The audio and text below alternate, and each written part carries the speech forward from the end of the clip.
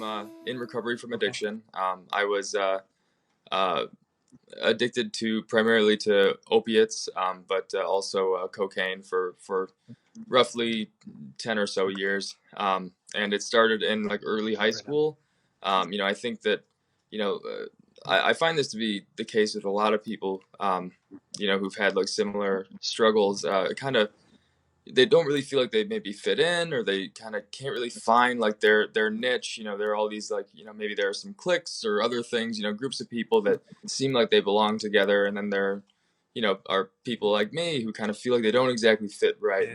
into one category I or can something. relate. I got And yeah, so I struggled a lot with depression growing up, and that's always been the case, and it's something that maybe in I think really in elementary school I started seeing like the school guidance counselor on a regular basis, and then in middle school kind of in and out of therapy and everything like that. And so primarily for me, depression was kind of the main thing. It was really kind of, I suspect it had to do with like that, not feeling like I had that belonging, not belonging to a group of people, not having those like networks and yeah. everything.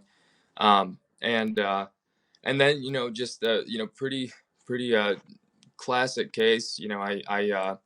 I started kind of hanging out with some people who were a bit older than me, and and I played music, and so I was around a lot of people who were older and kind of a part of the music scene, and so I started drinking and started partying a lot, and getting into some trouble and stuff, and then there was like a clear shift between like the kind of like the normal, nah, I don't want to say normal, but the kind of like the relatively like common course of like experimenting with like alcohol and things like that, in teenage years.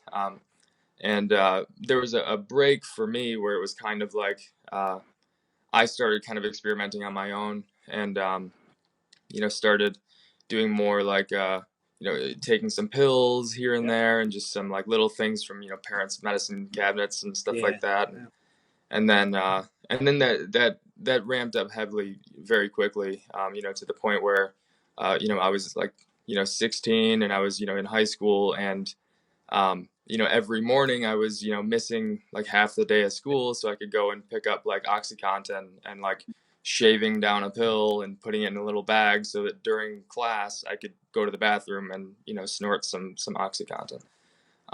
So it was a very pressing issue, and caused a lot of problems in my family and everything. And I had a good family. They've always been really encouraging and helpful to me and everything, and I'm really grateful for that. But I just had this thing. I kept Yeah. using, and I couldn't get happy. Yeah. And so that escalated further, and then I started messing around with things like cocaine and heroin, um there were plenty of attempts to stop, and sometimes they were forced, because I would, it's like if I didn't have like it's not like I had an endless like supply of like connections for things or Right. something, and so I would kind of like go through like heavy usage and then withdrawal, and heavy usage and withdrawal over and over again, and so that didn't help with the depression. Right. Right. And then so yeah, that lasted throughout high school. I barely graduated. I had a 1.8 GPA. I don't even know. I think they just wanted me out of their hair. They didn't want me around Yeah. anymore, so they let me Right. graduate. And then I moved out of the city I grew up in. I grew up in Warren, and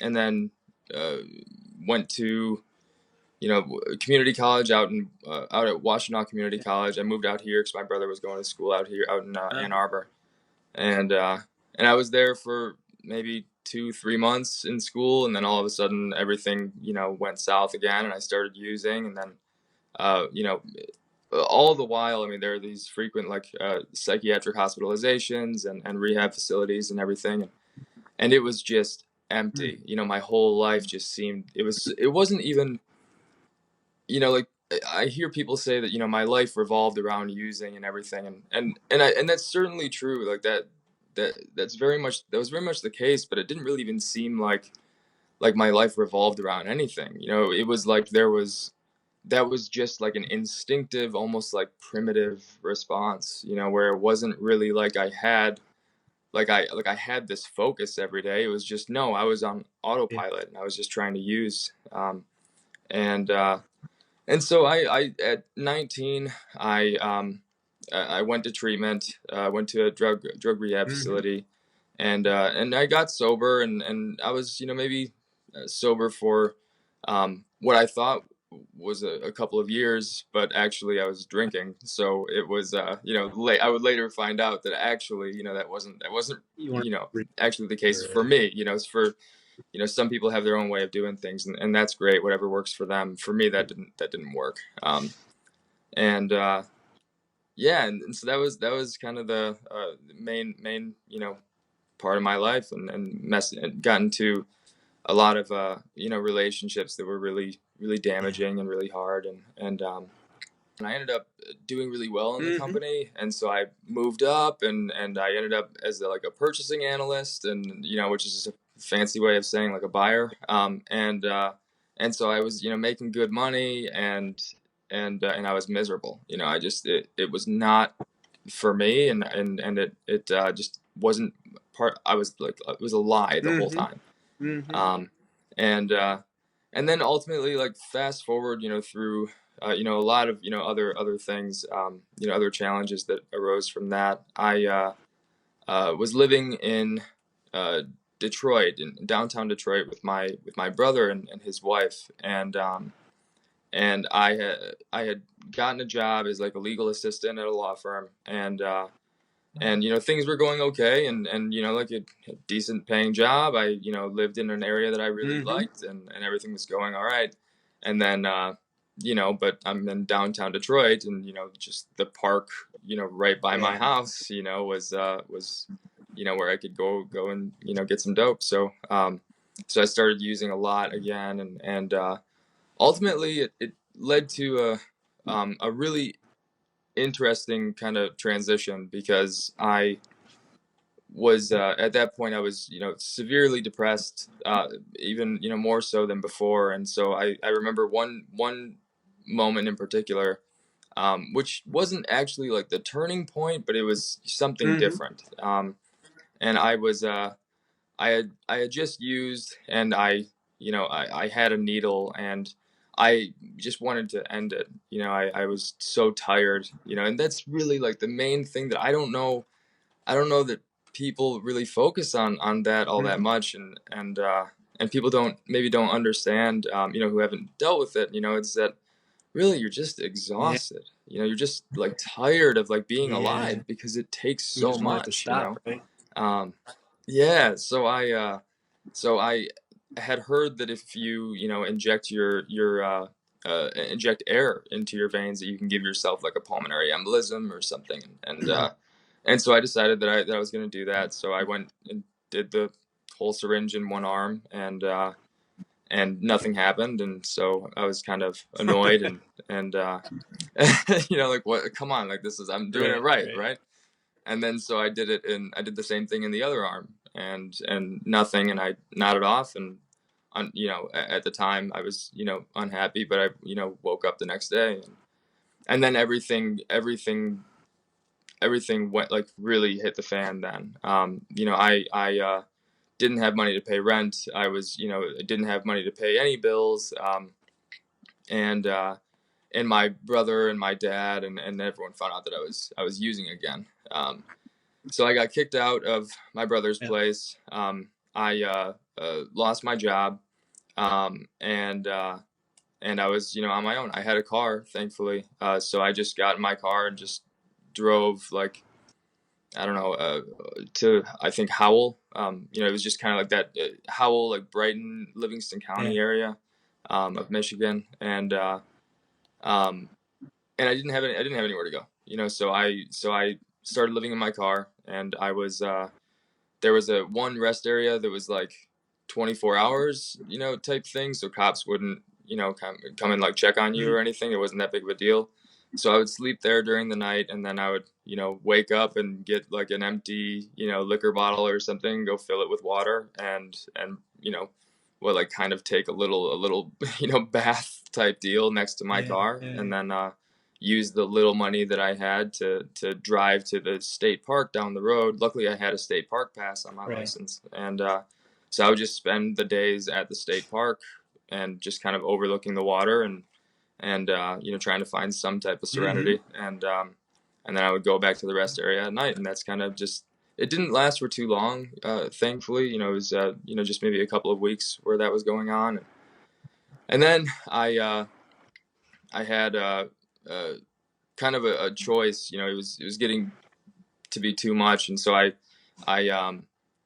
had like somewhat of a Okay. 401k account that I built up at the Yeah. warehouse job, and so I took out whatever I could from that, and it was either I was going to drive to West Virginia because there was like a Buddhist retreat. And I was thinking, okay, maybe I could find something Right. there. Or I was gonna go just down the road to Brighton Rehab Center and go into treatment. And so I decided to go to Right. treatment, and I went in, and and then after treatment, I went into transitional living in Ypsilanti, and lived there for I think it was about a year and a half or so, and I became a house manager Okay. there. So I was kind of helping some other guys with similar struggles, or trying to help anyway, trying to plant some seeds and stuff, um, and and did that for a little while, and decided, okay, I guess I'll try the school thing out Right. again. And so, yeah, I mean, it was just like such a, I mean, I'm so, it took like such a great path for me. I'm very lucky. And so I enrolled at a community college and decided that I was thinking, social work sounded right for me. Always been interested in Mm-hmm. psychology, and I really liked the idea of looking at all the social systems that impact people, because I recognized how those impacted me and all these people with whom I was working.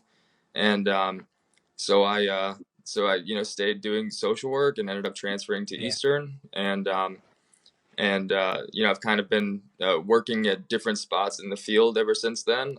And so I will graduate with my bachelor of social work degree in August, and then I'll go on to Michigan in the fall to get my master's Yeah. degree. That's exciting. So I've been sober since September 16th of 2016. Congratulations, So man. So it sounds like you right, found yeah, and it purpose. takes Like social work may be your purpose. yeah, yeah, I think so. I think it's really, we all, I think, have kind of not just like an obligation, but kind of the opportunity to like really just give each other a hand.